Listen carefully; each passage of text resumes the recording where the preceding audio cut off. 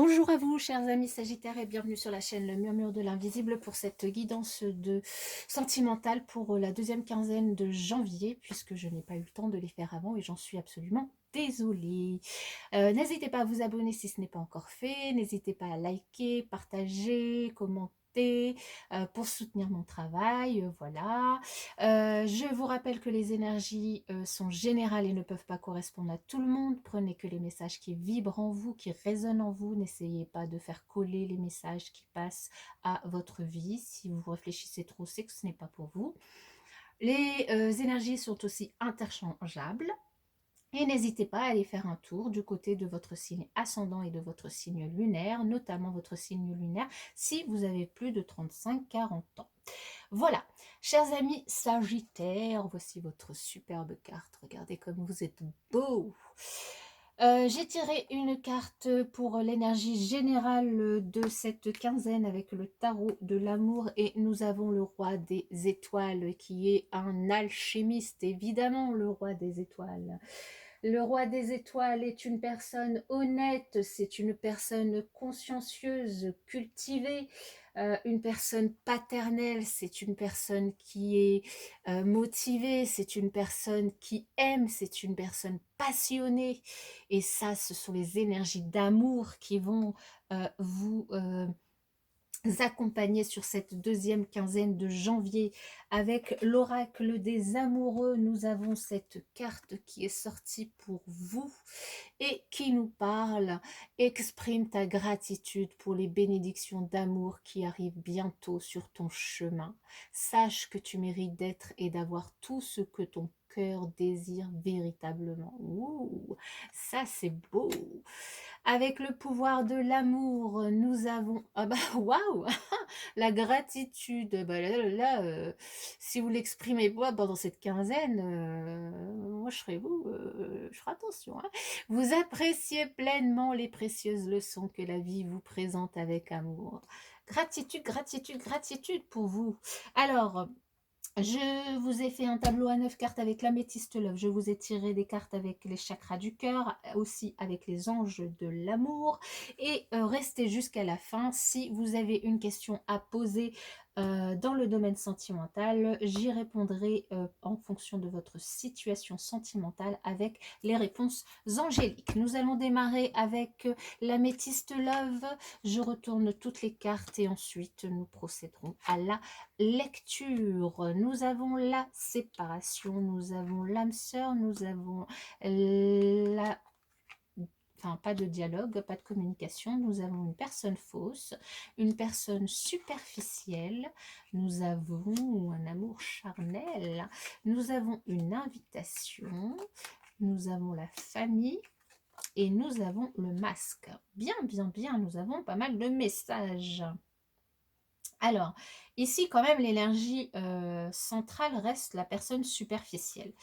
Donc, je dirais que certaines personnes, donc là, que vous soyez en couple ou célibataire, hein, sont sur cette deuxième quinzaine, vont peut-être rencontrer une personne superficielle, une personne fausse en plus. Alors soit une, soit les deux partenaires rencontreront chacun une personne, puisque là nous avons quand même deux personnes, et fausse et superficielle. Nous avons aussi le masque de la tromperie, donc voilà, et quand même de l'amour charnel. L'amour charnel peut vous représenter en tant que couple ou un célibataire qui rencontre une personne, mais ça peut aussi représenter la tromperie, donc l'adultère, la triangulaire, avec l'une de ces deux personnes qui est fausse ou superficielle.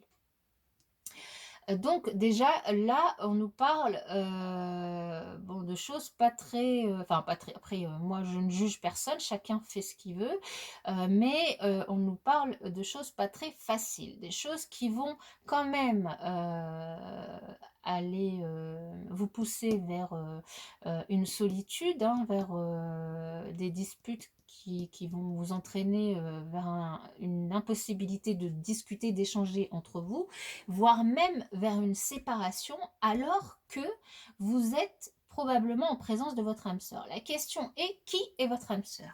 Est-ce que votre âme sœur est la personne avec qui vous êtes, ou que vous venez de rencontrer, ou cette personne superficielle ou cette personne fausse, ou là, je ne sais pas. Là, on me dit que il y a bien, vous êtes bien en présence de votre âme sœur. Maintenant, il y a une séparation avec l'une des personnes qui concerne cette triangulaire, mais je ne sais pas laquelle, je ne peux pas vous dire laquelle. Dans tous les cas, il y a des invitations et des sorties qui sont dans l'air. Donc, évidemment, venez pas me dire confinement, machin et tout. Les invitations, les sorties, enfin, les invitations, ça peut être à la maison. Il y a des hôtels aussi qui sont ouverts. Il y a tout ce qu'il faut pour se retrouver. Et dans tous les cas, on me dit aussi, attention, ça peut concerner quand même aussi des couples qui ont déjà une famille. Et donc, attention parce que ça peut mettre en péril la famille s'il y a séparation. Donc c'est pas un tirage facile en fait, hein. Donc malgré quand même un rapprochement charnel, la triangulaire quand même, un rapprochement charnel et la présence d'un âme sœur, il y a quand même des énergies tierces qui viennent du coup troubler cette plénitude, cet amour, et du coup, est-ce que vous allez prendre la bonne décision ou pas? Là est toute la question. Quand même, ça, moi, enfin, ça m'embête, hein. Je recouvrirai bien. Alors, ces deux personnes-là, est-ce que c'est l'une de ces deux personnes votre âme sœur ou pas? Savoir, est-ce que vous êtes avec déjà avec la bonne personne pour pas vous tromper et vous séparer de la mauvaise personne, quoi. On vous dit que vous êtes protégé déjà. Alors, est-ce que je peux avoir un message complémentaire?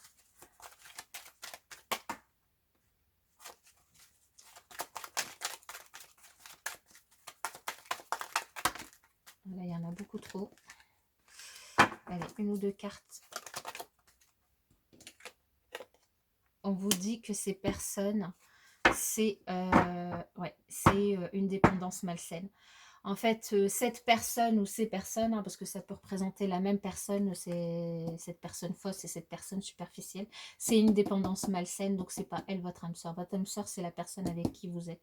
Et donc du coup, l'invitation à vous séparer, c'est bien de cette personne avec qui finalement il y a tromperie. Alors soit de votre côté, soit du côté de la personne de votre cœur, évidemment, hein. Voilà, nous allons chercher les messages du chakra du cœur.